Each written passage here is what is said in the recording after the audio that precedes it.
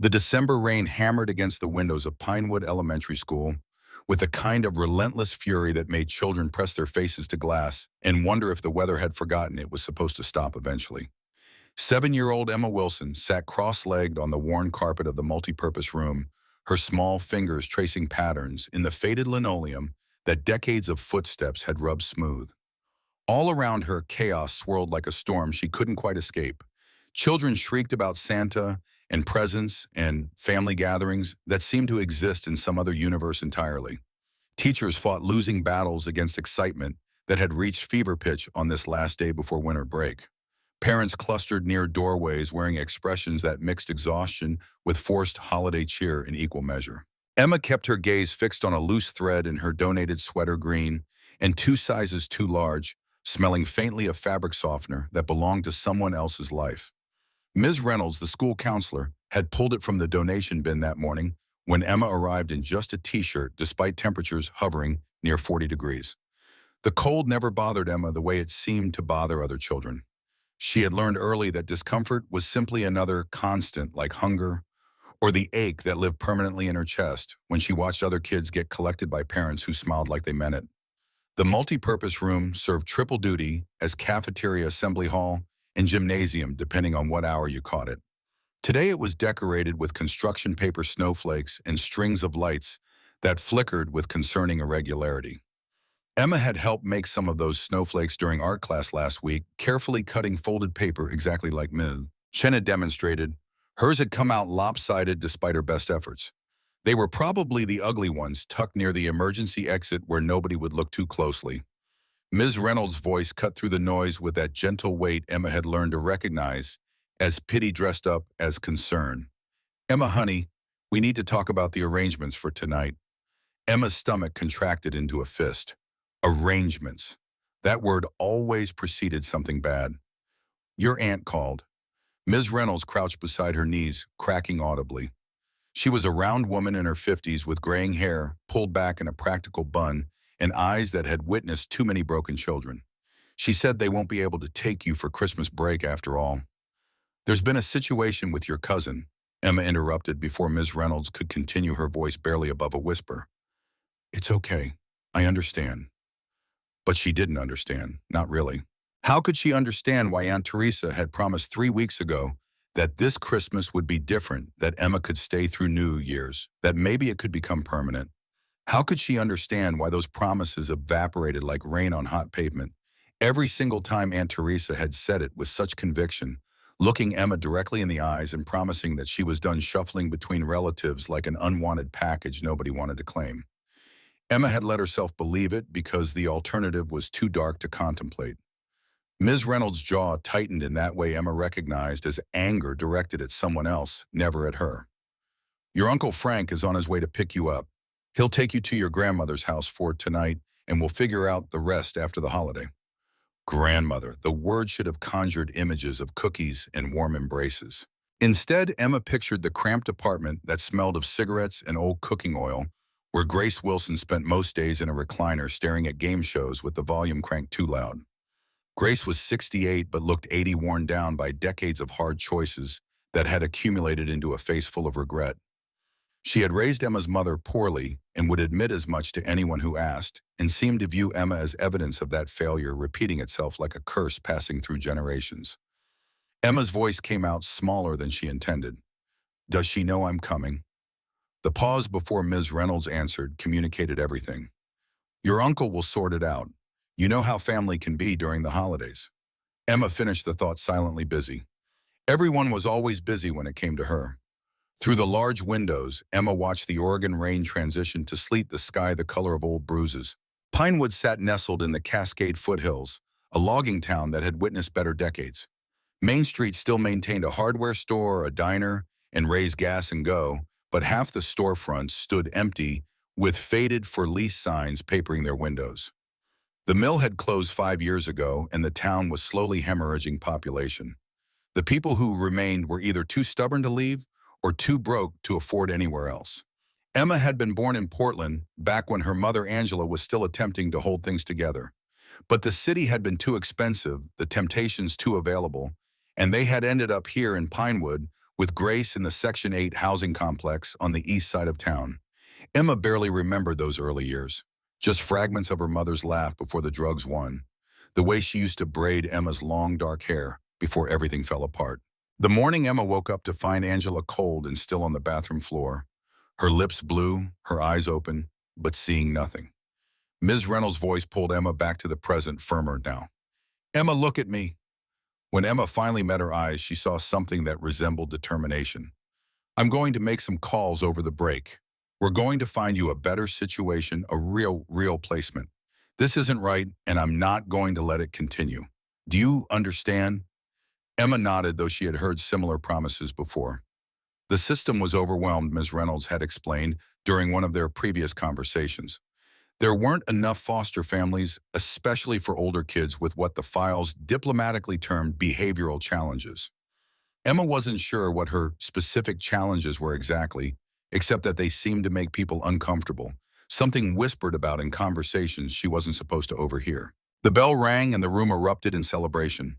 Kids grabbed backpacks and lunchboxes, streaming toward waiting parents like water finding. Cracks. Emma watched them disappear one by one until the multi-purpose room stood nearly empty. Just her Ms. Reynolds and Jenna Kim, whose father was always late because he worked the day shift at the hospital in Bend, 40 minutes away. Jenna adjusted her glasses and spoke without being asked, her voice carrying simple certainty. "He'll be here soon. My dad.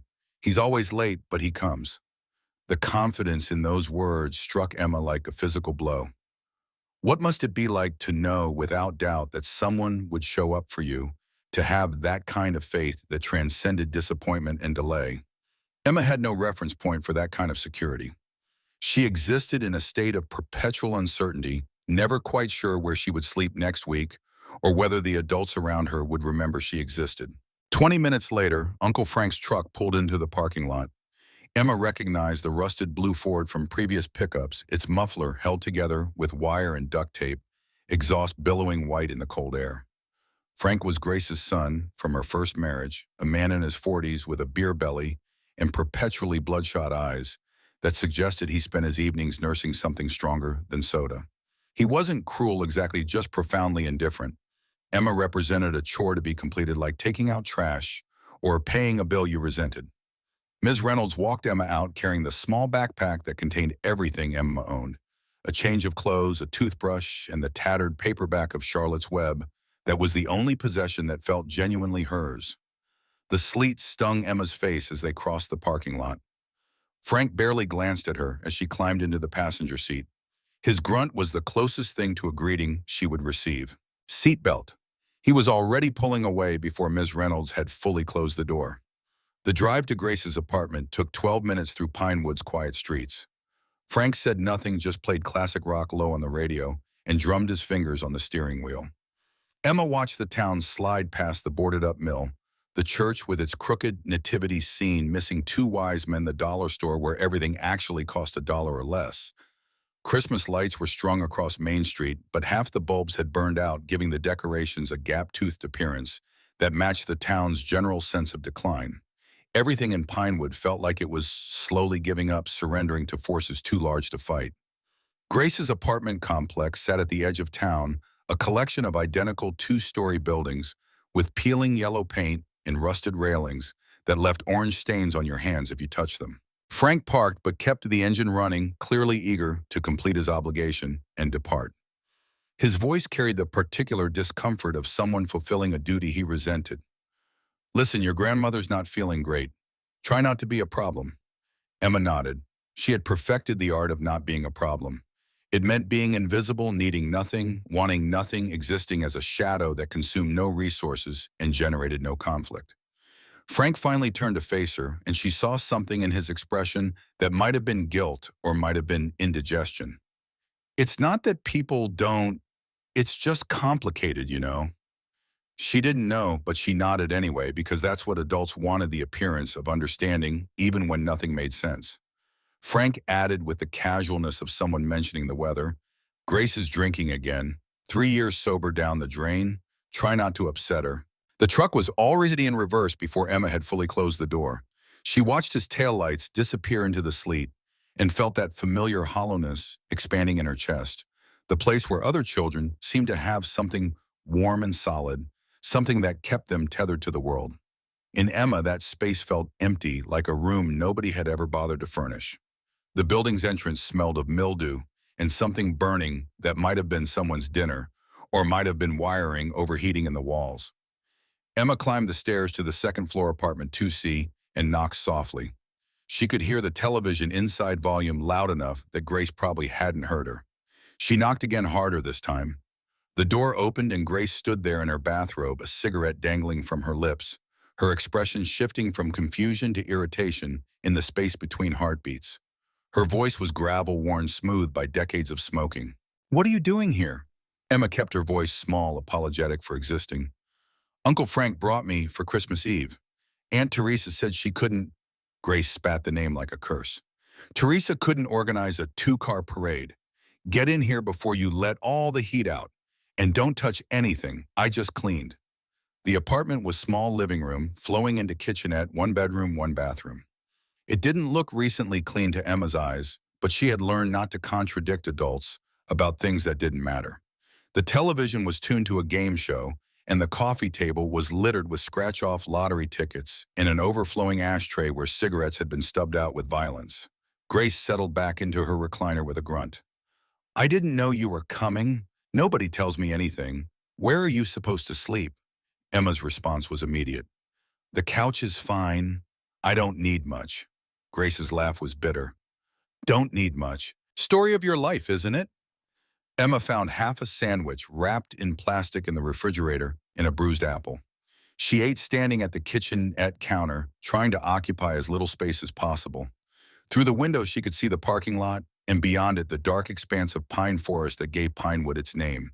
The sleet had transformed into snow-fat flakes that seemed to glow in the sodium vapor of street lamps. Somewhere in Pinewood, families were gathering around decorated trees. Children were sneaking peeks at presents wrapped in paper that crinkled invitingly. Parents were laughing over spiked eggnog and telling stories about the year that was ending. Somewhere in the world, there were homes filled with the kind of love that Emma had only witnessed in movies and television commercials. But here in apartment 2C, there was only the drone of the television, the acrid smell of cigarette smoke, and the cold certainty that she was once again exactly where no one wanted her to be. Emma pulled the oversized sweater tighter around her small frame and wondered not for the first time what it would take to become the kind of person that people actually wanted to keep. Emma woke on Christmas morning to silence. Not the peaceful silence of a house at rest, but the hollow quiet of a space where joy had forgotten to arrive.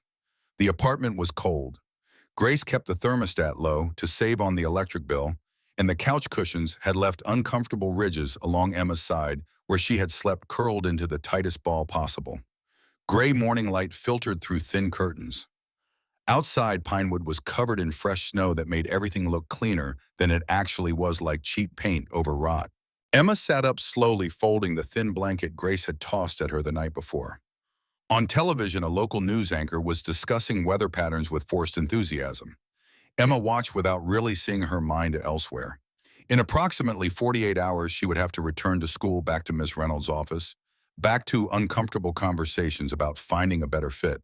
What happened to kids who never fit anywhere? The question haunted Emma constantly. She had asked Miss Reynolds once, trying to sound casual, like she was just curious. The counselor had given her a bright smile that didn't reach her eyes and assured Emma that every child found their place eventually. But Emma had seen enough kids cycle through Pinewood Elementary's intervention programs to know that eventually sometimes meant never.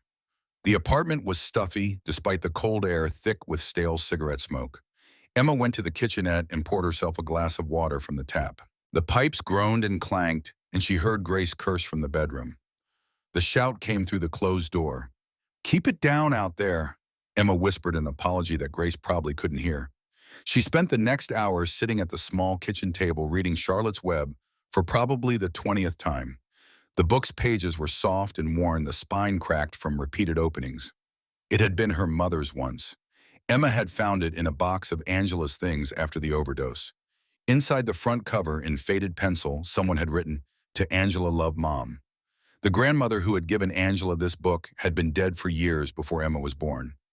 Sometimes Emma wondered if there was a curse on the women in her family, each generation more broken than the last, fractures spreading through bloodlines like cracks in ice. Grace emerged around 10, shuffling in slippers and ratty robe. She looked older into the morning light lines on her face, deeper, thin gray hair standing at odd angles. She went straight for the coffee pot without acknowledging Emma's presence. Her voice eventually emerged flat and distant. "There's cereal in the cupboard. Help yourself."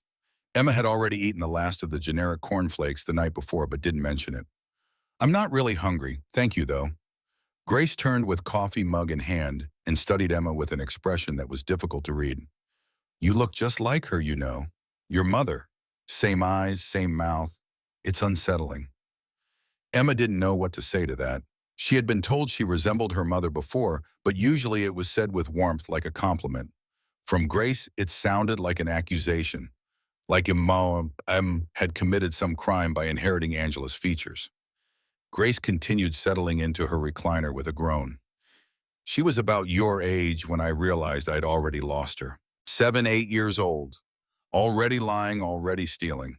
Some kids are just born wrong, I guess. Born with something missing inside them." The words landed like stones in Emma's stomach. Her voice came out small and defensive. "My mom was sick. Ms. Reynolds said addiction is a disease." Grace's laugh carried no humor. "Ms. Reynolds didn't have to raise her. That woman sees you for an hour a week and thinks she understands. But I'm the one who lived it. I'm the one who watched her destroy herself and everyone around her. And now here you are, and they expect me to—" She cut herself off, taking a long sip of coffee. The silence that followed was worse than the words. Emma wanted to say that she wasn't her mother, that she was trying her best to be good to be wanted. But the words stuck in her throat because a small, terrible part of her wondered if Grace was right. Maybe there was something wrong inside her. Maybe that's why nobody ever wanted to keep her. The morning dragged on with excruciating slowness. Grace watched television. Emma read her book. Neither of them acknowledged that it was Christmas, that this day should be different somehow, that there should be tree and presents and the kind of joy that other families took for granted. Around noon, Grace heated up a can of soup and they ate in silence. The only sounds, the scrape of spoons against bowls and canned laughter from the TV. It was just after 2 in the afternoon when they heard it, a sound like distant thunder rolling through the valley. Grace's head snapped up, her expression shifting to annoyance. Her voice carried suspicion. "What the hell is that?" The sound grew louder, more distinct. Not thunder at all, but engines. Many engines. The deep, rhythmic roar of motorcycles moving in formation.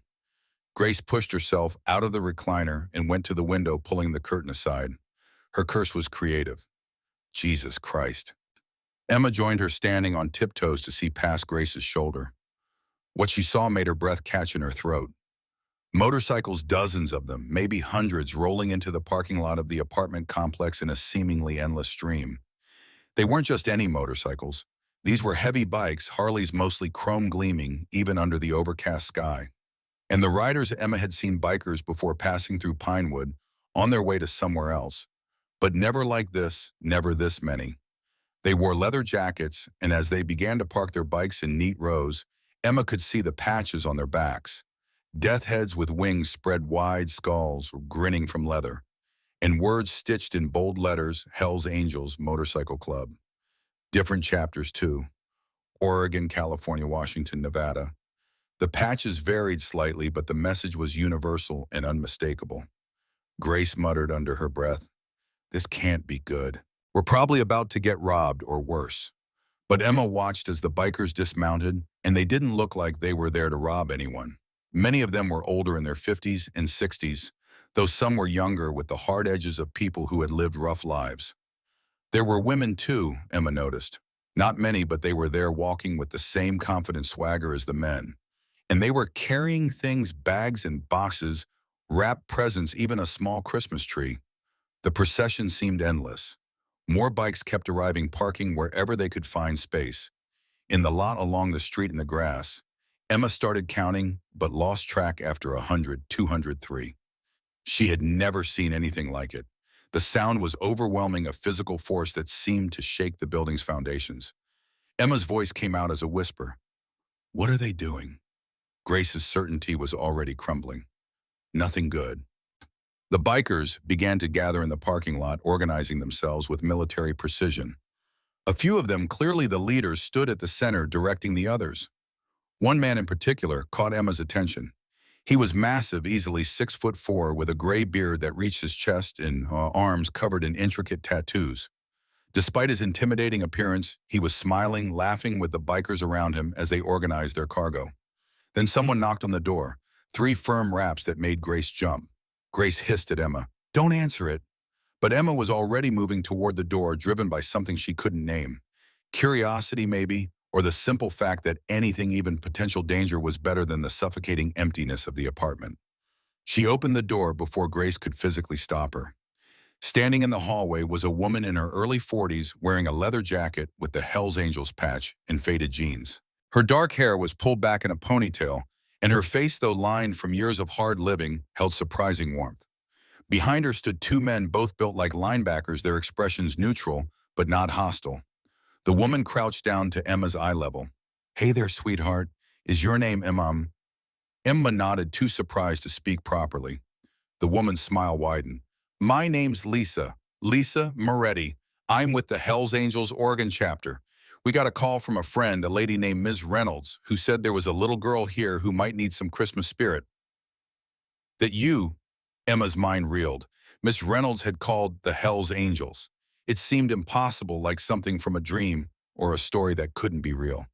Her voice came out uncertain. I don't understand." Lisa's expression remained patient and kind. "That's okay, honey. You don't have to understand. You just have to let us make Christmas happen. What do you say? Can we come in for a minute?" Grace appeared behind Emma, her hand clamping down on Emma's shoulder with enough force to leave marks. "Now wait just a minute. Who the hell are you people, and how did you get my granddaughter's name?" Lisa stood facing Grace with calm that had suggested she had handled difficult people before. "Ma'am, I'm Lisa Moretti. Every year, the Hells Angels chapters across the Northwest do a toy run for kids who need it. Usually we go to the children's hospital or a shelter, but this year Ms. Reynolds from Pinewood Elementary reached out to us about a specific situation." She continued, her voice steady and professional. "A little girl who needed to know she wasn't alone. That's all we're here to do. Bring some cheese, some food, spread some joy. We're not here to cause trouble." Grace's voice carried indignation. "Ms. Reynolds had no right," Lisa interrupted, her voice still calm but with an edge of steel. "Reynolds has every right to advocate for this child. Now we can do this one of 2 ways. You can let us give Emma a Christmas, or we can stand out here and make a scene. Your choice, ma'am. But either way, this little girl is getting a Christmas." Grace's face cycled through several emotions: anger, indignation, and finally resignation. She must have realized what Emma was already understanding. 500 bikers had just shown up, and they weren't leaving until they had accomplished what they came for. Grace's response came out tight and clipped. "Fine, but make it quick." Lisa's smile returned. She turned and gave a hand signal to the bikers waiting in the parking lot below. Suddenly, the world exploded into motion.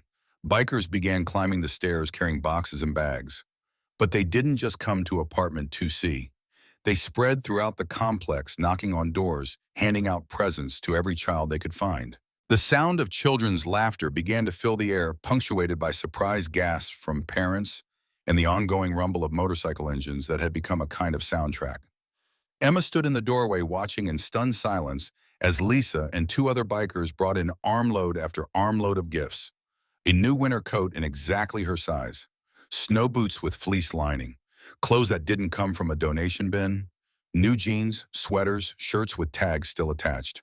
Books, so many books, including a pristine hardcover edition of Charlotte's Web that made Emma's throat tight with emotion. Art supplies in a plastic carrier, a stuffed animal, a brown bear with a red ribbon around its neck that was so soft Emma wanted to press her face into it and never let go. But it wasn't just Emma.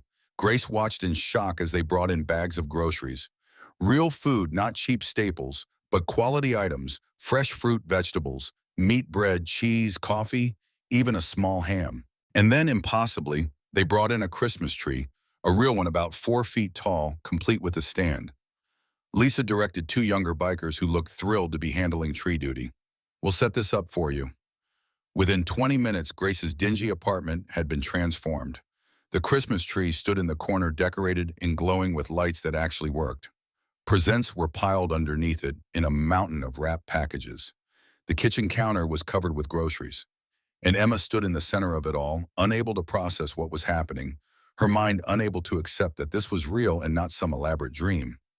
The big man with the gray beard, the one Emma had noticed earlier, appeared in the doorway. He had to duck to enter the apartment, his presence immediately filling the small space. But when he looked at Emma, his eyes were gentle. His voice was a deep rumble. "Hey there, little miss. Name's Big Mike. Marcus Santoro, actually, but everyone calls me Big Mike.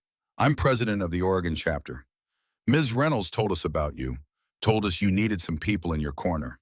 He held out a card, not a greeting card, but something official looking. Emma took it with shaking hands.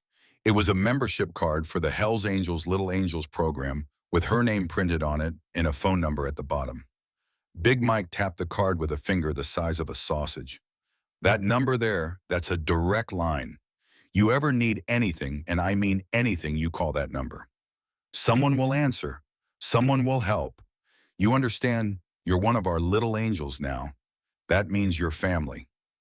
Emma looked up at this massive, tattooed man who society would probably call dangerous, who looked like he could bench press a car and saw only kindness in his eyes. Something inside her chest, that hollow, empty place, suddenly didn't feel quite so hollow anymore. Her voice came out as a whisper. "Thank you." Big Mike grinned, his whole face transforming. "Don't thank me yet. We got one more thing." He turned and shouted down the hallway. "Bring it up." Two bikers appeared carrying something large and unwieldy wrapped in a moving blanket. They brought it into the apartment and carefully unwrapped it. It was a bicycle, not a cheap one from a discount store, but a real mountain bike, purple and silver, with Emma's name painted on the frame in flowing script. Big Mike explained with obvious pride, "Custom job. One of our brothers owns a bike shop in Salem. When we heard about you, he stayed up all night putting this together. It's yours, kiddo. Merry Christmas." Emma couldn't speak, couldn't breathe. She walked over to the bike, her hand reaching out to touch the handlebar as if it might disappear if she moved too quickly. Her name, her actual name painted on the frame in beautiful letters. Someone had made this specifically for her. Someone had stayed up all night thinking about her, working for her, believing she was worth the effort. The tears came suddenly overwhelming her. She had been so good at holding them back for so long, at being strong and not being a problem. But this broke something open inside her. She sobbed, her small shoulders shaking with 2 years of loneliness and rejection pouring out in waves she couldn't control. Lisa was there immediately, gathering Emma into a hug that smelled of leather and perfume, and something else, something that felt impossibly like safety. Her voice was gentle in Emma's ear. "Let it out, honey. Let it all out. You're allowed to feel this. You're allowed to be a kid." And Emma did. She cried into Lisa's jacket while 500 Hells Angels men and women, who the world called outlaws and criminals, stood in and around a crumbling apartment complex in Ashwood, Oregon, and proved that sometimes the most unexpected people are capable of the most extraordinary grace. The rest of Christmas Day unfolded like a dream Emma was afraid she would wake from. The bikers didn't just drop off presents and leave. They stayed. They transformed the parking lot into an impromptu celebration that Emma would remember for the rest of her life. Big Mike and Lisa took charge of what they called Christmas dinner. Some bikers produced portable grills and camp stoves from their saddlebags. Others made runs to raise Gas and Go, which had apparently agreed to open despite it being Christmas, for supplies. Within an hour, the smell of grilling meat and roasting vegetables filled the cold December air. Emma watched from Grace's window, still clutching the Little Angels membership card, as if letting go might cause all of this to vanish. The apartment complex, normally so quiet and depressing, had come alive. Children from neighboring apartments had emerged, drawn by the commotion and the promise of presents. The bikers were patient with each one, making sure every kid got something, even those whose parents seemed wary of the leather-clad strangers who had descended on their Christmas. Lisa's voice was gentle behind Emma. "You should go down there. The party's for you, sweetheart." Emma glanced at Grace, who sat in her recliner with an expression Emma couldn't quite read. Confusion, maybe, or discomfort at having her cynicism challenged so directly. Grace didn't look at Emma when she spoke. "Go on. Don't just stand there looking pathetic. It wasn't permission exactly, more like dismissal. But Emma would take it. She pulled on her new winter coat. It fit perfectly warm and comfortable, in a way her donated clothes never had been, and followed Lisa downstairs into the celebration. Big Mike's voice boomed across the lot as Emma emerged. There she is, the guest of honor. Suddenly, Emma found herself the center of attention as 500 faces turned her way. She froze her instinct to make herself invisible, warring with the obvious fact that invisibility was no longer an option. But instead of the judgment or pity she had expected, she saw only warmth in those weathered faces. These were people who knew what it meant to be outsiders, to be judged by appearances rather than actions. They recognized one of their own. A woman in her 60s with silver hair and laugh lines approached, holding out a plate piled high with food. You must be starving, honey. I'm Diane. I've been riding with the Angels for 30 years, and let me tell you, we take our food seriously. You got some of the best brisket in the Pacific Northwest right there. Emma took the plate with both hands, the weight of it substantial and real. Brisket, coleslaw, cornbread, green beans, and a slice of what looked like homemade apple pie. It was more food than she usually saw in a week. Her voice came out small. Thank you. Diane winked. Don't thank me. Eat. And then come find me. I brought my Polaroid camera, and we're going to take some pictures. You need memories, you know. As Emma ate and the food was incredible, rich and flavorful, and made with obvious care, bikers came up to introduce themselves. There was Tommy from the Sacramento chapter who did magic tricks with coins that made Emma giggle. There was Razor, whose fierce appearance and face full of tattoos didn't match his gentle voice as he talked about his own daughter now grown. There was Red, a woman in her 40s with appropriately red hair down to her waist, who worked as a nurse when she wasn't riding. Red sat down next to Emma on the curb. Here's the thing about family. Blood doesn't make family, choice does. We choose to look out for each other. We choose to show up when things get hard. That's what makes us brothers and sisters. That choice. Emma asked the question that had been burning in her mind. Ms. Reynolds told you about me, Red nodded. She reached out to our chapter about 3 weeks ago, said there was a little girl who was slipping through the cracks who needed to know someone gave a damn. The Angels have been doing toy runs for decades. It's part of who we are. But usually we go to hospitals or shelters, places with lots of kids. Ms. Reynolds asked if we could do something different this year. Something specifically for you. Emma's voice was barely audible. But why? Why would you do all this for someone you don't even know? Red's expression softened with understanding that came from lived experience. Because we've all been the kid that nobody wanted, Emma. Maybe not in the exact way you have, but every single person here knows what it feels like to be on the outside, to be judged, to be told they don't matter. And we decided a long time ago that when we see someone hurting like that, especially a kid, we do something about it. She pulled out a phone and showed Emma a photo of a young girl, maybe 10 years old, with the same striking red hair. That's my daughter, Stella. She's at her dad's place for Christmas, which is good. He's a good man. We just couldn't make it work. But when she was 7, right around your age, we were in a rough spot. I was working 3 jobs, barely keeping the lights on. And the Angels showed up for us, brought food, helped with rent, made sure Stella had a real Christmas. That's when I knew I wanted to be part of this. That's when I decided that if I ever got my life together, I'd pay it forward. Emma looked around the parking lot with new eyes. These weren't just random bikers doing a good deed for cameras or publicity. These were people who had lived through their own versions of pain and decided to transform it into something better. Her voice came out quiet, vulnerable, in a way she rarely allowed. Can I ask you something? Red's response was immediate. Anything, honey? Emma took a breath. Do you think there's something wrong with me, like something that makes people not want to keep me? Red's face crumpled for just a moment before she composed herself. When she spoke, her voice was fierce. Listen to me very carefully, Emma Wilson. There is nothing, and I mean nothing, wrong with you. You are 7 years old. You should be worried around homework and cartoons and whether your bike is cool enough. You should not be wondering why the adults in your life have failed you, because that's what's happened here. The adults have failed, not you, never you. The words hit Emma like a wave. Her voice cracked. But if I was better, maybe... Red's interruption was sharp but not unkind.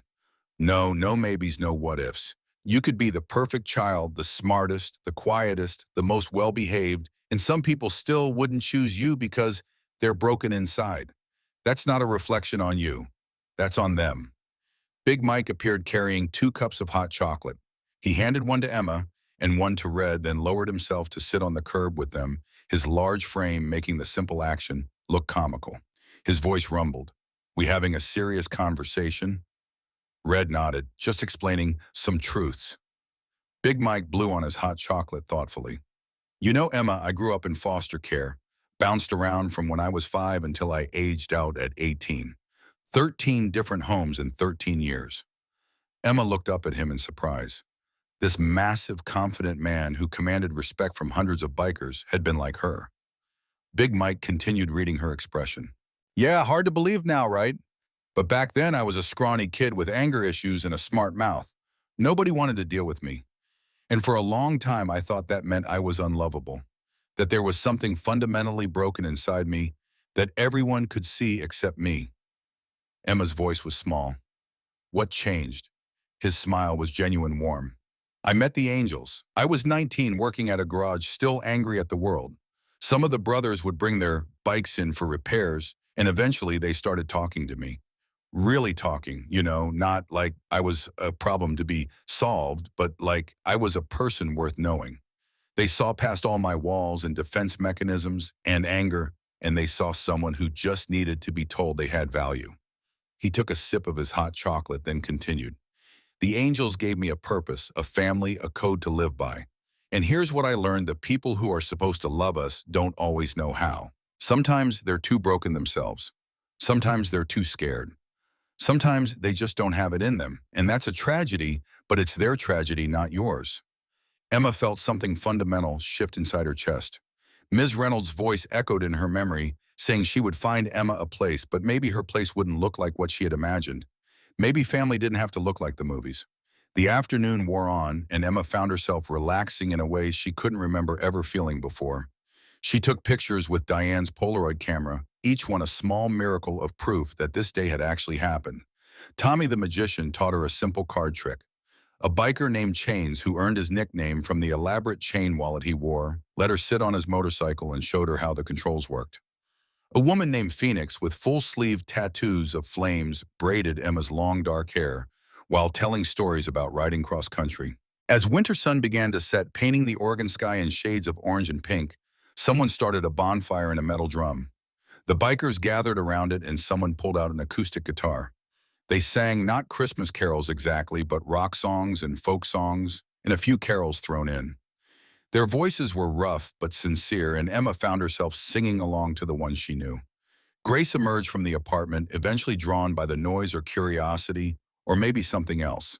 She stood at the edge of the gathering, arms crossed, watching. Big Mike noticed her and walked over. Emma watched from across the fire as they talked. She couldn't hear the words, but she saw Grace's defensive posture slowly soften, saw Big Mike gesture to the scene around them, saw Grace's face do something complicated, sadness and regret, and maybe just maybe a flicker of understanding. When Big Mike returned to the fire, he caught Emma's eye and nodded. It wasn't much, but it felt like something had shifted. As evening deepened and temperature dropped, families began to drift back to apartments, loaded down with gifts and leftover food. The bikers started to pack up, organizing themselves with the same efficiency they had shown when arriving. Several came to say goodbye to Emma, personally pressing cards with phone numbers into her hands, making her promise to call if she needed anything. Phoenix crouched down for a final hug. "We mean it. You call that number on your little angel's card. Day or night, someone will answer. That's a promise." Emma nodded, unable to speak past the lump in her throat. As the last of the daylight faded and the bikers began to mount their motorcycles, Lisa pulled Emma aside. They stood a little apart from the others in a moment that felt private despite the crowd. Lisa's voice carried weight. "I need to tell you something, and I need you to really hear me." Emma nodded, her small hand still clutching the little angel's card. Lisa continued, choosing her words carefully. "What happened here today wasn't charity. This wasn't us feeling sorry for you. This was recognition. We recognize you, Emma. We see you. And more than that, we see what you could become." Emma's voice came out uncertain. What do you mean? Lisa smiled. You've got something special inside you, kid. I've seen a lot of children in rough situations over the years, and most of them have this look in their eyes like they've already given up, like they're just going through the motions. But not you. You're still fighting, still hoping, still believing that things could be better. That kind of strength is rare. That's precious. Emma admitted what she had been thinking all day.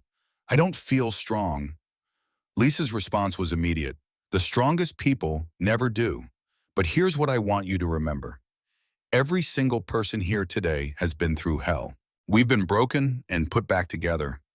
We've been counted out and written off, and we survived. More than that, we found ways to thrive. You can too. She pulled Emma into a tight hug, and Emma clung to her, breathing in the smell of leather and cold air and something that felt impossibly like hope. Lisa whispered into Emma's hair, one more thing. Ms. Reynolds is going to keep fighting for you. She's already been making calls, working on finding you a real placement, something stable.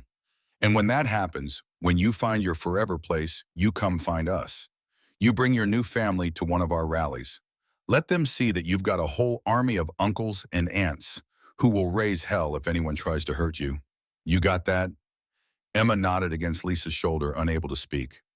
The motorcycles roared to life one by one, the sound echoing off the apartment buildings and rolling through the valley.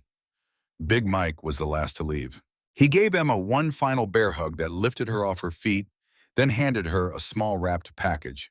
His voice was gruff with emotion. Open it later, when you need a reminder.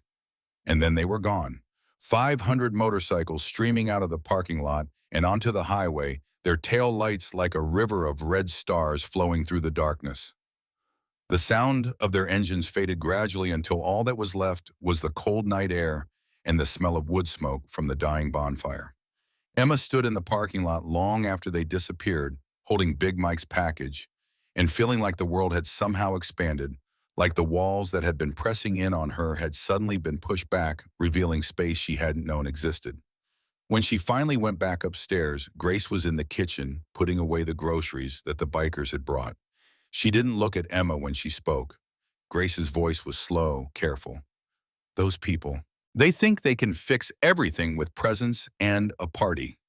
Emma felt something sharp in her chest.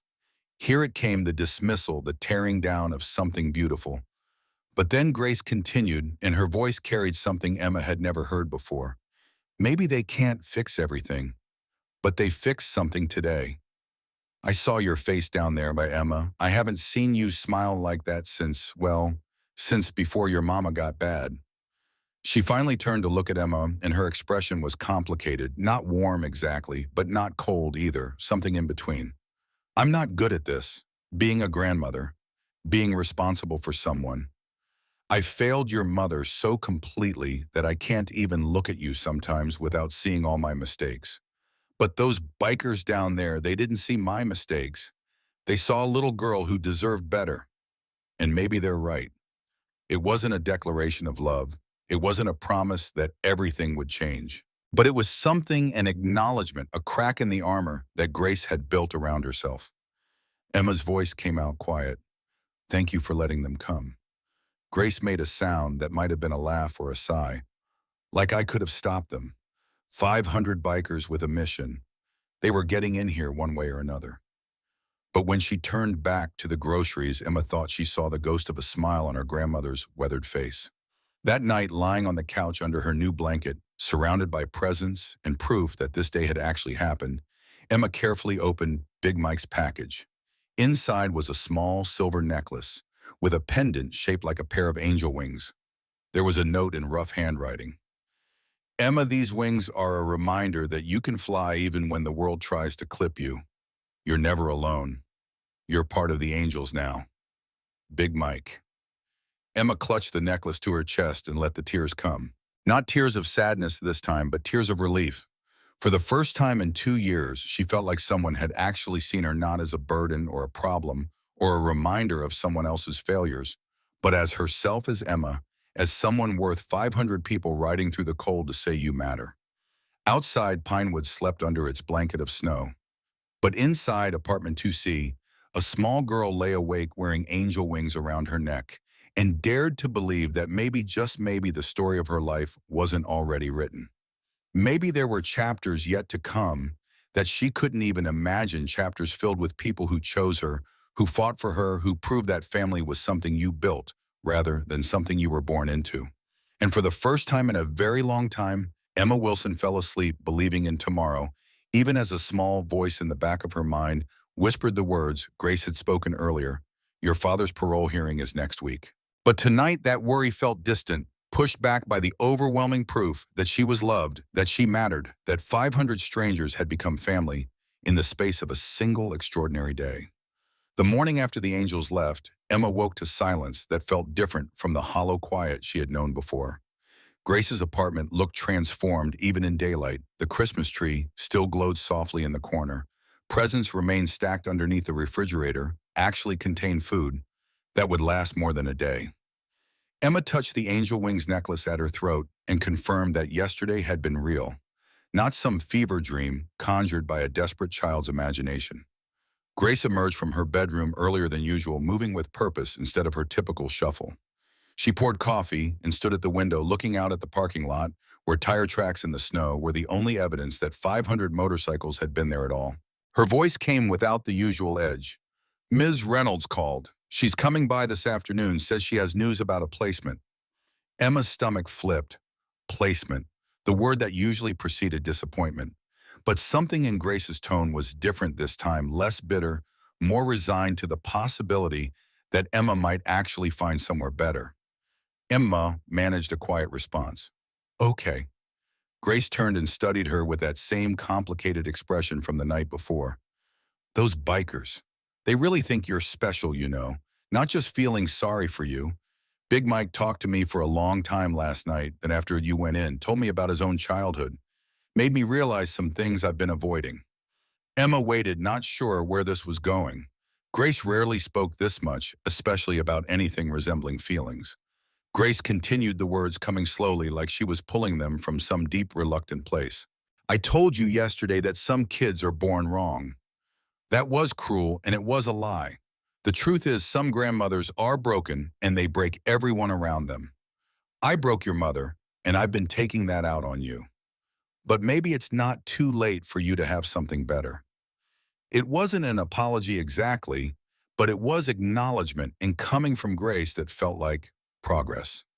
Emma crossed the small space and hugged her grandmother. Grace stiffened, initially unused to physical affection, then awkwardly patted Emma's back. When Ms. Reynolds arrived that afternoon, she brought someone with her, a woman Emma recognized from yesterday. Sarah Tommy, the magician's wife. Sarah wore jeans and a sweater instead of leather, but her angel's tattoo was visible on her wrist. Ms. Reynolds settled into the chair Grace offered, her expression cautiously optimistic.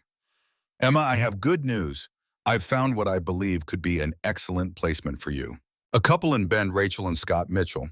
They're certified foster parents who specialize in children who have experienced trauma. They've had their license for 3 years and come very highly recommended." Emma's voice came out small and defensive. "What's wrong with them? Why do they need kids like me?" Sarah spoke up, her voice gentle with understanding. "Nothing's wrong with them, honey. I know it's hard to believe adults can just be good people, but they exist. The Mitchells lost their daughter 3 years ago. Car accident. She was 7, same age as you are now. They spent a long time grieving and healing, and when they were ready, they decided to become foster parents." Ms. Reynolds added detail. "Rachel is a nurse who works 3 days a week. Scott teaches history at Bend High School. They're specifically requesting to meet you, Emma. They know about your situation, about your mother, about the instability you've experienced, and they still want to meet you." Emma felt hope rising in her chest and immediately tried to squash it down. Hope was dangerous. Hope led to disappointment. But Sarah must have seen something in her face because she reached over and took Emma's hand. Sarah's voice carried lived experience. "I was in foster care from age 9 to 17. 8 different homes. So I know exactly what you're thinking right now, that this will be like all the others, that they'll meet you and find some reason you're not good enough. But the Mitchells are different. Tommy and I have met them. The Angels helped fund their home study and certification through our Little Angels program. We wouldn't have done that if we didn't believe they were the real deal." Ms. Reynolds pulled out a folder with photos. This is their house. It's in the Old Mill District in Bend, been renovated. 3 bedrooms, big backyard, close to a really good elementary school. And this is the room that would be yours if things work out. Emma looked at the photo of a bedroom with yellow walls and large windows. It was empty except for a bed and a dresser, but somehow that emptiness felt like possibility rather than neglect, like a canvas waiting for her to fill it with her own story. Grace spoke from her recliner, surprising everyone. When would this meeting happen? Ms. Reynolds responded carefully. They're available this Friday if Emma feels ready. I could drive her to Bend, facilitate the introduction. If everyone feels comfortable, maybe Emma could stay for a trial weekend. Emma's mind raced. Friday was 3 days away. 3 days to prepare for something that could change everything or break her completely. She looked at the photo again, at that yellow bedroom with its promise of fresh starts, and made a decision that terrified her. Her voice shook but held. I want to meet them. The next 3 days passed in a blur of preparation. The angels mobilized with impressive efficiency. Tommy and Sarah came by each evening after Grace got home from the grocery store, where she had suddenly resumed working part-time, needing something to fill hours that used to disappear into bottles and television. They coached Emma on how to handle the meeting. Tommy sat cross-legged on Grace's floor, performing card tricks while he talked. First rule, be yourself. Don't try to be who you think they want. If this is going to work, it has to be based on who you actually are. Sarah added from the couch where she was painting Emma's nails, a soft pink that Emma had picked from 6 different options. But also advocate for yourself. Ask questions. What are the rules? What happens if you mess up? What's their discipline style? Foster care works both ways, Emma. You're interviewing them as much as they're meeting you. Red arrived Wednesday evening with bags from Target. Interview outfit. First impressions matter, not because you need to perform, but because you deserve to feel confident. She had chosen well-dark jeans that actually fit a soft purple sweater, new sneakers that didn't come from a donation bin. Emma tried everything on in Grace's bathroom and barely recognized herself in the mirror. She looked like a normal kid, like someone who might actually belong in that yellow bedroom. Phoenix showed up Thursday with a gift that surprised Emma, a journal with a purple leather cover and blank pages. Phoenix's voice was matter-of-fact as she explained. For your feelings, writing helps process things that are too big to hold inside. And if things get hard with the Mitchells, if you're scared or angry or confused, you write it down before you act out. Give yourself time to understand what you're actually feeling. They practiced scenarios. Sarah played Rachel Mitchell while Tommy played Scott. Emma practiced asking questions, expressing needs, admitting fears. It felt awkward and artificial at first, but gradually Emma began to understand what they were teaching her, that she had value, that her feelings mattered, that she could participate in decisions about her own life instead of just accepting whatever adults decided for her. Thursday night, Grace surprised Emma by sitting down at the kitchen table where Emma was reading Charlotte's Web for Comfort. Grace's voice was careful, each word selected deliberately. I talked to my AA sponsor today. First time I've called her in 3 years. Told her about the angels, about you leaving, about how I've been drinking again. She reminded me that I can't control you leaving, but I can control how I handle it. Emma waited, not sure what to say. Grace continued, her fingers tracing patterns on the worn table surface. I'm going to a meeting tomorrow morning. First of 90. That's what they tell you to do when you relapse 90 meetings in 90 days. And I'm going to get my 3-year chip again eventually. Not for you exactly. You'll be in Bend with people who actually know how to care for a child. But maybe for me, maybe it's not too late for me to figure out how to be someone you'd want to stay in touch with. Emma's throat went tight. I'd like that, Grandma. The word hung in the air between them. Emma had never called the Grace Grandma before, always just Grace. The older woman's eyes went glassy for a moment before she blinked hard and stood abruptly. Grace cleared her throat roughly. Well, you should get some sleep. Big day tomorrow. Friday morning, Ms. Reynolds picked Emma up at 9. Grace walked her down to the car, and just before Emma climbed in, pressed something into her hand. It was a photo of Angela, young and healthy and smiling before the drugs had stolen everything. On the back, Grace had written, Your mother at age 7. You have her courage. The drive to Bend took an hour through landscape that grew increasingly beautiful as they left the flatlands behind and entered the mountains. Ms. Reynolds kept the conversation light, pointing out landmarks and asking Emma about school and her favorite subjects. But as they entered Bend city limits, the counselor's tone shifted to something more serious. Ms. Reynolds pulled into a coffee shop parking lot and turned off the engine. Emma, before we get there, I need to prepare you for something. The Mitchells are wonderful people, but they're also grieving parents. Their daughter Lily died 3 years ago, and some days are harder than others. If you notice Rachel or Scott getting emotional, it's not about you. It's about their loss. Emma nodded, understanding suddenly why the Mitchells might want to foster a 7-year-old girl. She was the same age as the daughter they had lost. The thought should have made her uncomfortable, should have felt like she was being asked to replace someone. But somehow it didn't. It felt like maybe broken people could help other broken people heal. The Mitchells' house sat on a quiet street lined with mature trees and renovated homes that had once housed mill workers. It was a craftsman-style bungalow painted soft gray with white trim and a red front door. The yard was neat without being obsessive, and there was a tire swing hanging from an oak tree in the back that Emma could see from the driveway. Rachel Mitchell opened the door before Ms. Reynolds even knocked.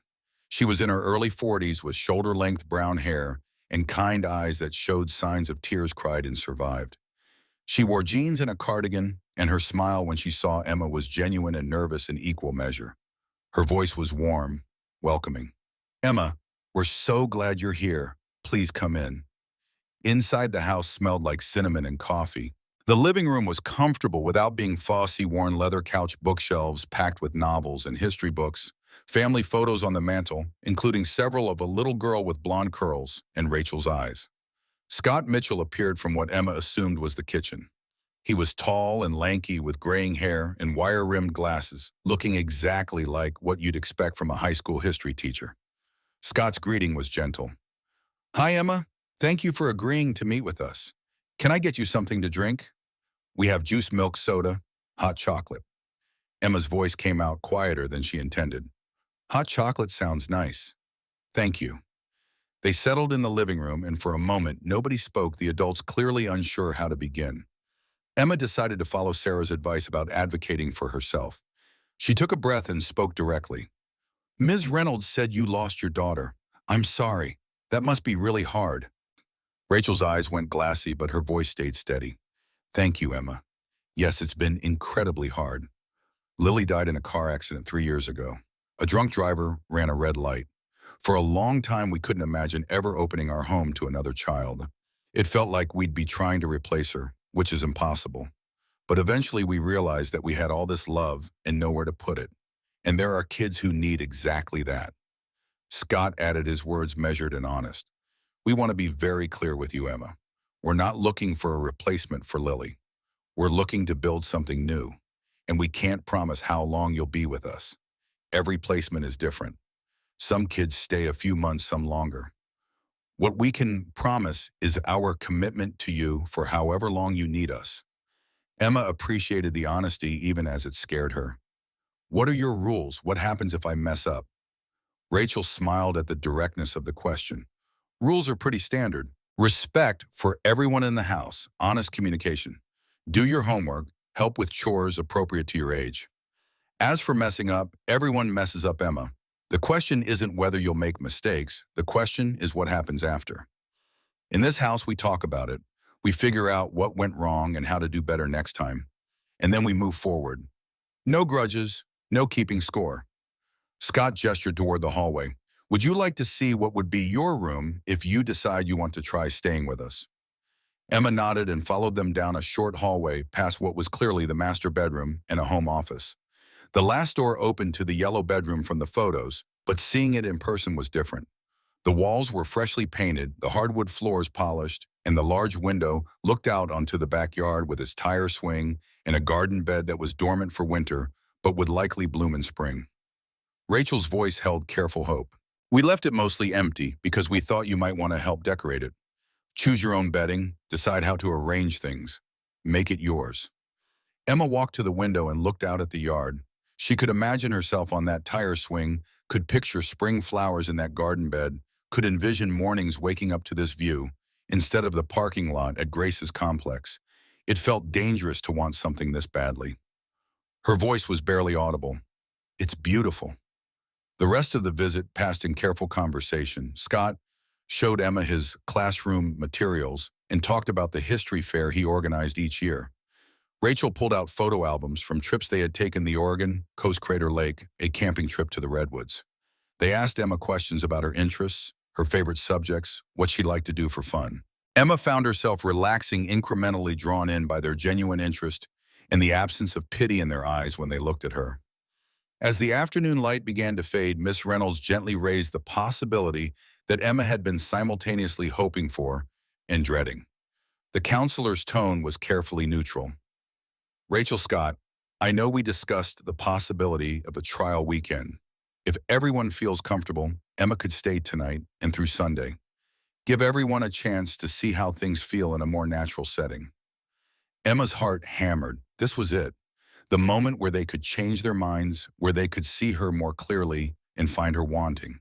But Rachel and Scott exchanged a look that seemed to contain entire conversations, and when Rachel turned back to Emma, her smile was sure.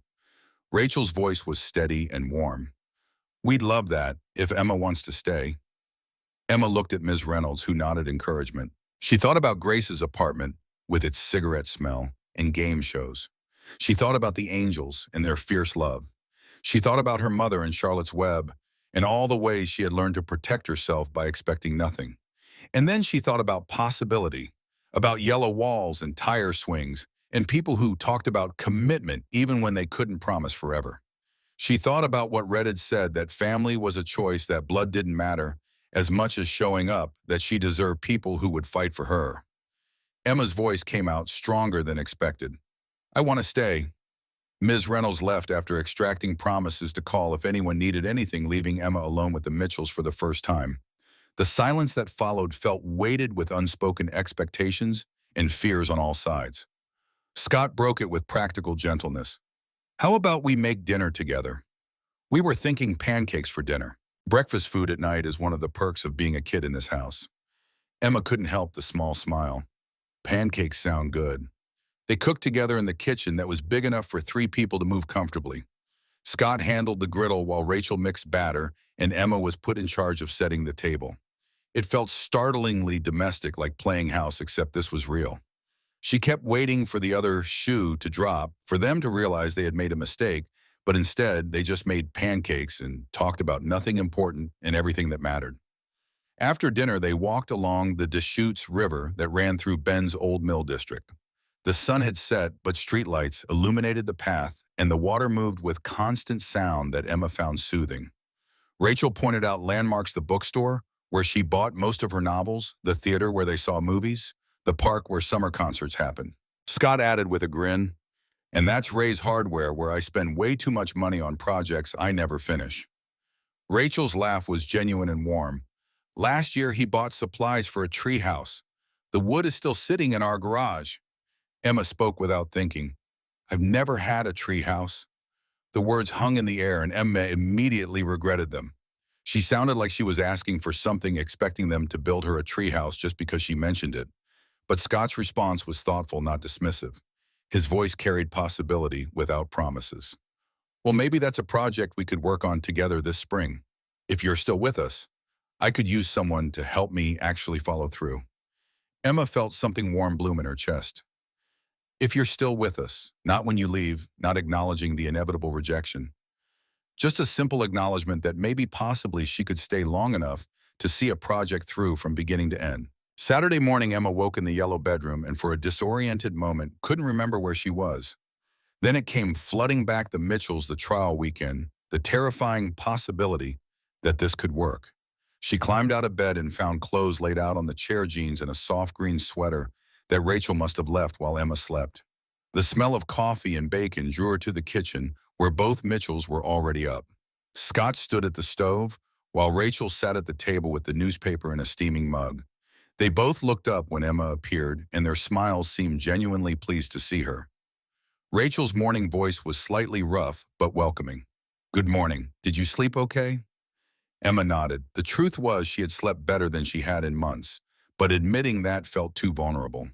Rachel seemed to understand and simply gestured to the chair next to her. The morning passed in comfortable domesticity, that Emma found both wonderful and terrifying. Breakfast was eggs and bacon and toast with homemade jam. Afterwards, Scott suggested they visit the bookstore Rachel had pointed out the night before. His offer was casual but meaningful. We have a tradition in this house. First weekend with us, a kid gets to pick 3 books. Any books they want, price doesn't matter. It's one of the few rules that's non-negotiable. The bookstore was exactly what Emma imagined heaven might look like: floor-to-ceiling shelves, cozy reading nooks, the smell of paper, and possibility.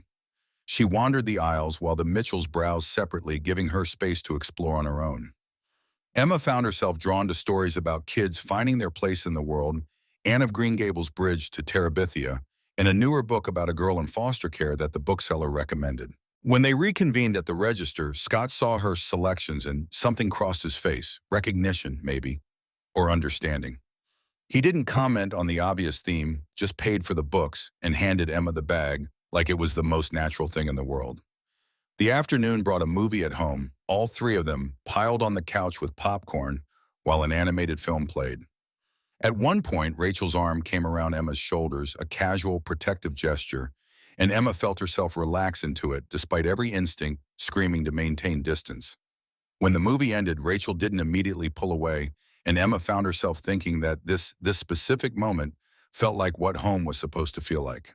Sunday morning arrived too quickly.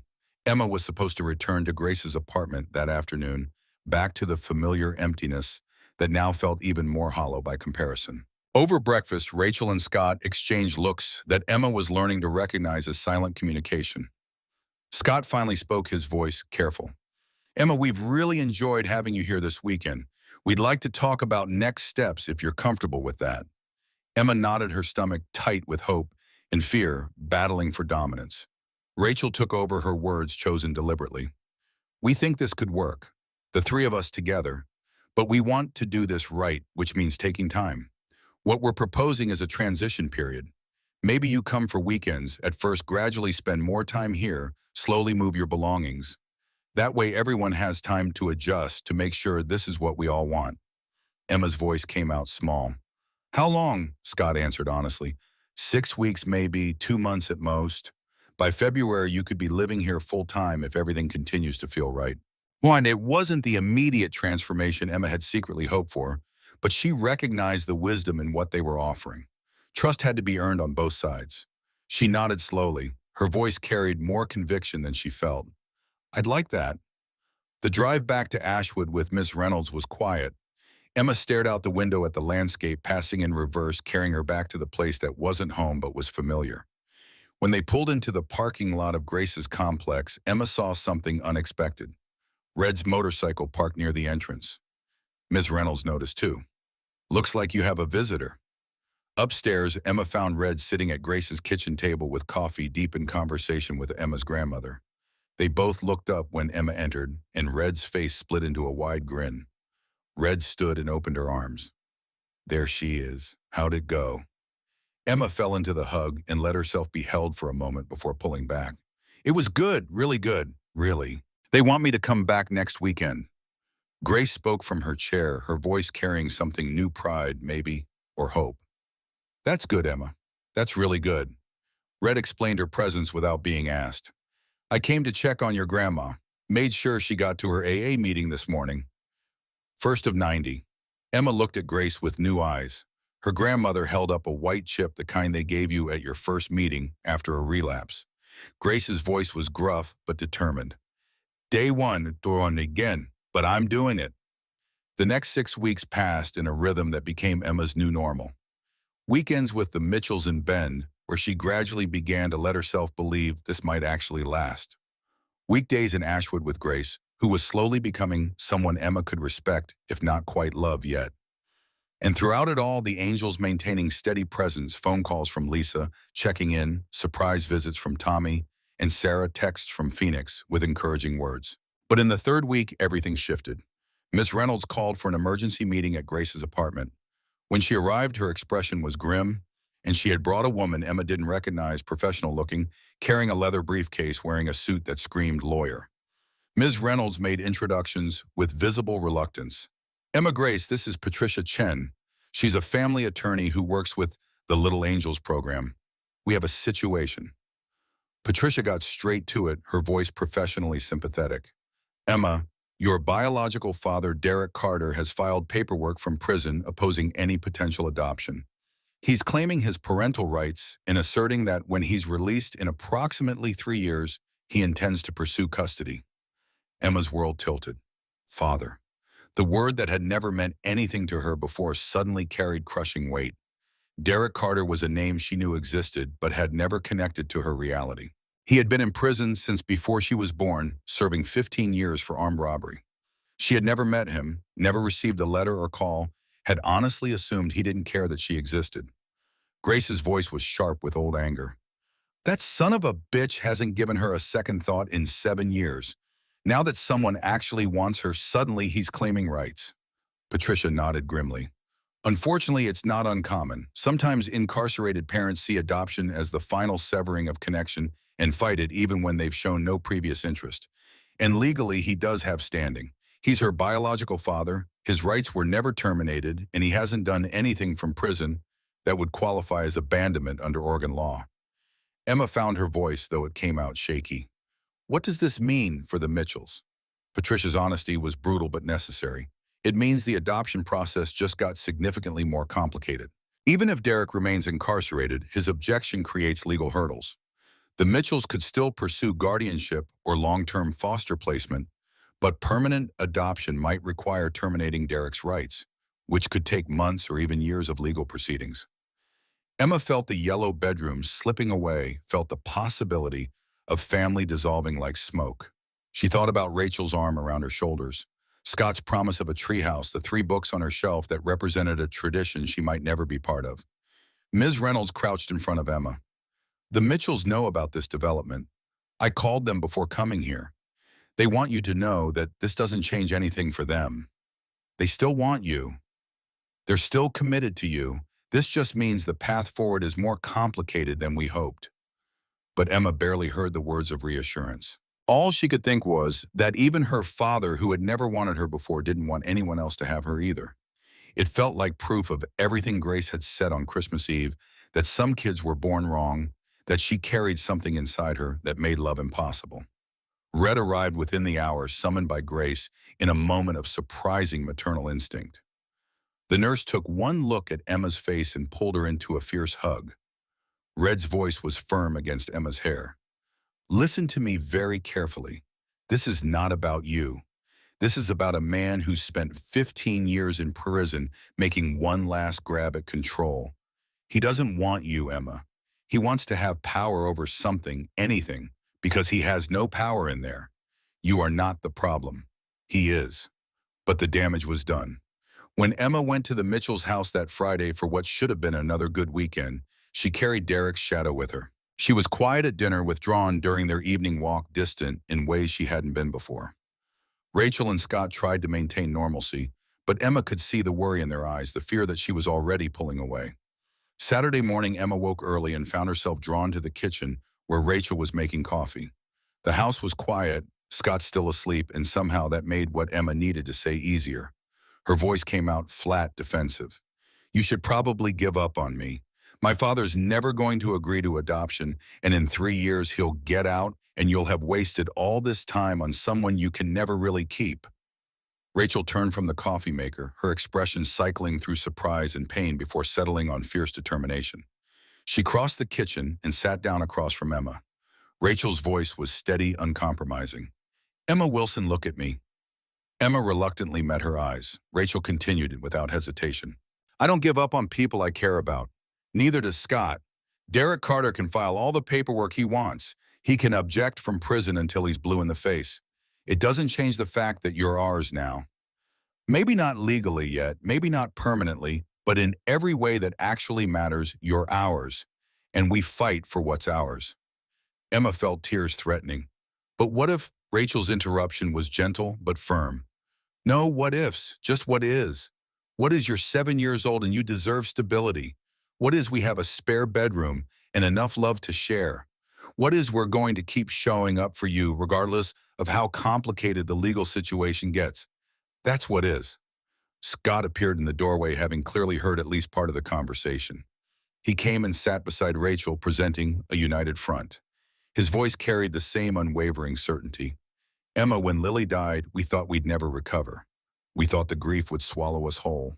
But eventually we learned that love doesn't run out. It's not a finite resource that gets used up. If anything, love grows when you share it. So this thing with your father, it's an obstacle. It's a complication, but it's not a deal breaker. We're in this with you for as long as you'll have us.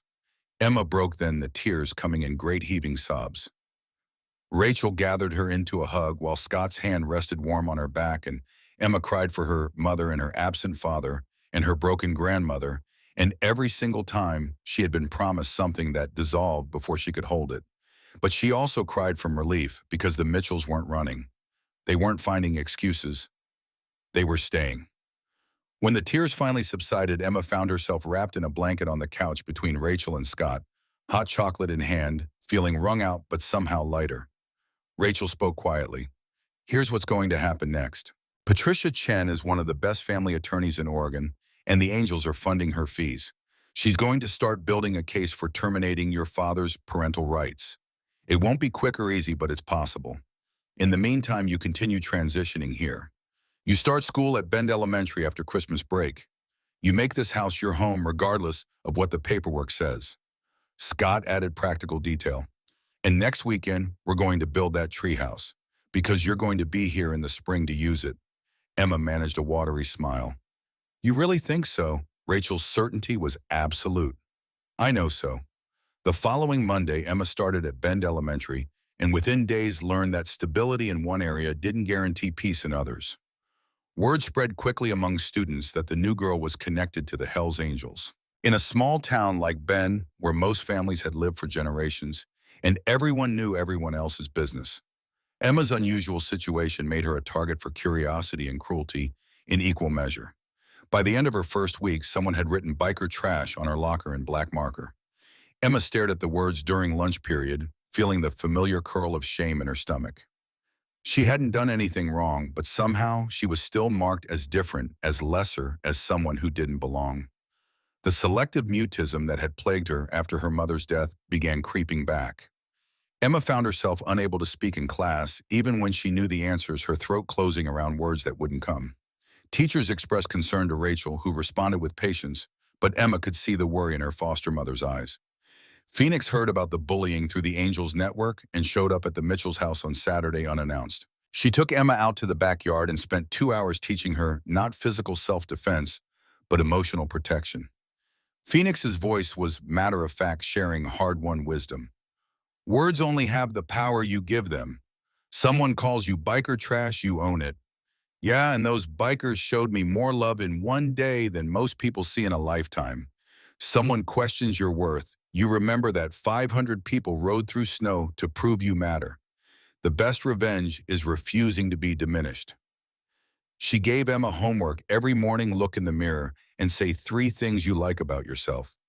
Emma protested that it felt stupid, but Phoenix was immovable. Phoenix's insistence was fierce. Stupid is what keeps you strong. Do it. Tommy visited the following week and with the Mitchells' permission arranged to do a magic show at Bend Elementary during lunch. Emma cringed at the idea, certain it would make her even more of a target, but Tommy was unfazed. He performed in the cafeteria with skill that suggested he had done this many times before. Kids watched in amazement as he made cards disappear and reappear, pulled coins from ears, levitated objects with apparent ease. And at the end, he dedicated his final trick to Emma, explaining without apology that she was his honorary niece, that she was part of the Angels family, that anyone who had a problem with that could take it up with 500 bikers who took family very seriously. The bullying didn't stop completely, but it shifted. Some kids remained hostile, but others became curious, asking questions about the Angels, wanting to know about the Christmas miracle.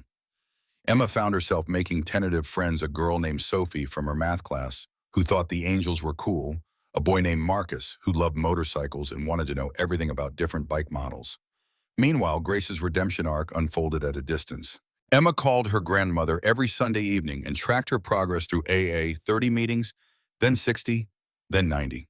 Grace's voice changed over those weeks, becoming clearer, somehow less weighted by bitterness. She talked about her sponsor, Helen, about amends she was making to people she had hurt over the years, about trying to understand why she had spent so many years drowning instead of swimming. On Emma's eighth Sunday call, Grace said something that made Emma's breath catch. Grace's voice was tentative but genuine. "I talked to my therapist about you yesterday, about how I blamed you for your mother's mistakes, about the things I said on Christmas Eve. And I want you to know I'm working on it, on being someone you'd want to stay connected to. Not because I think I can make up for how I treated you, but because you deserve better than what I gave you." Emma's voice was thick with emotion. "I'd like that, Grandma. I'd really like that." Red continued driving Grace to meetings, refusing payment, but accepting Grace's gratitude. Emma learned through the Angels network that Red had also connected Grace with resources, a better therapist, job training programs, social services that could help with the apartment's mold problem. The Angels didn't just help kids, Emma realized. They helped whoever was in the orbit of those kids, understanding that children couldn't thrive in isolation from their families, however broken those families might be. But the shadow of Derek Carter continued to loom. Patricia Chen filed motions arguing that Derek had abandoned Emma through complete lack of contact or support, that his imprisonment demonstrated unfitness, that Emma's best interests clearly lay with the Mitchells. The state set a hearing for March, 4 months away, when Derek would have the opportunity to present his case for maintaining parental rights. Emma tried not to think about it, but the court date hung over everything like a storm cloud waiting to break. The Mitchells maintained normalcy with determined effort, movie nights, and homework help in the treehouse project that Scott actually followed through on, working with Emma on weekends to build a platform and walls and a rope ladder in the old oak tree. February brought Emma's official move into the Mitchells' house full-time. Ms. Reynolds helped transport the last of Emma's belongings from Grace's apartment: clothes, books, the angel wings necklace that Emma wore every single day, the journal Phoenix had given her that was now half filled with thoughts and fears and hopes Emma was learning to articulate. Grace hugged Emma goodbye with surprising fierceness. "You call every Sunday? And you come visit when you can. I'm not done working on being someone you can count on." Emma promised and meant it. Grace was broken, but she was trying, and that counted for something. The Mitchells threw a small celebration that evening, Emma's official moving-in party. It was just the three of them, plus Big Mike and Lisa, who rode down from Portland bearing gifts. They ate pizza and played board games, and at the end of the night, Rachel gave Emma a small wrapped box. Inside was a key on a chain with a tag that read, "Home." Rachel's voice was soft but sure. "This is your home now, Emma. Legally, we're still working through complications, but in every way that matters, this is your home, and you're our daughter. This key is a promise that you always have a place here, regardless of what courts or biological fathers or anyone else says." Emma clutched the key and thought about the yellow bedroom that now held her books and clothes and art supplies, about the tree house half finished in the yard, about Sunday dinners and homework at the kitchen table, and the way Scott's terrible dad jokes made her groan even as she smiled. She thought about Grace working through her meetings one day at a time, and the Angels maintaining their protective circle, and Ms. Reynolds, who had refused to stop fighting for her. And she thought about possibility that maybe broken things could be put back together in new configurations, that maybe love was what you built rather than what you were born into, that maybe she could fly even when the world tried to clip her wings, just like Big Mike's note had promised. The March court date was approaching, and Emma knew the real battle was just beginning. But tonight in this house, with these people wearing her key necklace and